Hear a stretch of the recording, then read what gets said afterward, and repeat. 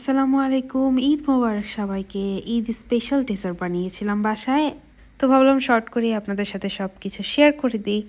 তো এখানে আমি কাস্টার্ড বানানোর জন্য 4 রকমের ফ্রুটস কেটে নিয়েছি। আছে সুইট মেলন, ম্যাঙ্গো, অ্যাপেল, বানানা। এরপর এখানে আমি নিয়েছি কাস্টার্ড পাউডার ভ্যানিলা ফ্লেভারের, তো আপনারা যে কোনো ফ্লেভার ইউজ করতে পারেন, ডাজেন্ট ম্যাটার। তো এখানে আমি 1.5 লিটারের মতো দুধ গরম করে নিয়েছি। এর মধ্যে কাস্টার্ড পাউডার গুলিয়ে এর মধ্যে দিয়ে দিব।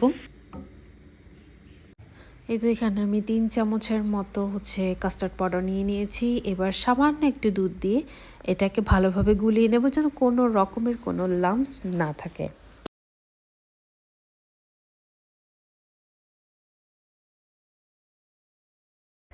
এবার দুধের সাথে মিক্স করে দুধটা যখন একদম ঘন হয়ে গেছে, দেখতেই পাচ্ছেন 1.5 লিটার দুধ একদম কমে কতটুকু হয়ে আসছে। তো আমি একটা বাটিতে ঢেলে রেখেছি যেন ঠান্ডা হয়ে যায় জলদি, আর হালকা পাতলাভাবে কিছুক্ষণ পরপর নেড়ে দিতে হবে যেন এটা তাড়াতাড়ি ঠান্ডা হয়ে যায়। তো এটাকে ঠান্ডা করে কিছুক্ষণ পরে আমি এটার মধ্যে সব ফ্রুটসগুলো দিয়ে দিব। এই তো রেডি হয়ে গেল আমার মজাদার ইয়াম্মি কাস্টার্ড।